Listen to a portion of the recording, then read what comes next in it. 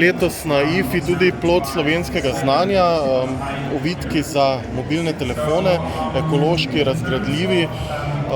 Novost pa je tudi še nekaj druga. Kaj?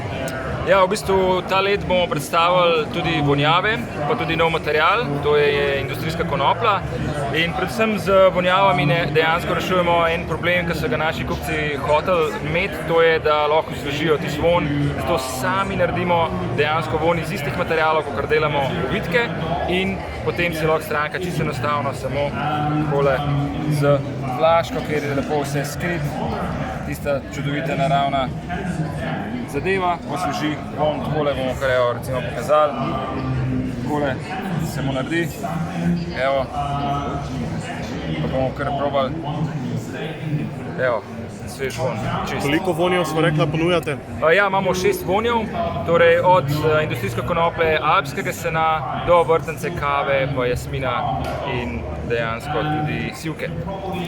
Pri samih ovitkih pa je izbira tudi pestra, ne? Ja, imamo vse nove naprave, tudi že z novega iPhone 11, tako da dejansko imamo pokrite vse od Appla, Samsunga, pa Huawei P in Mate serijo.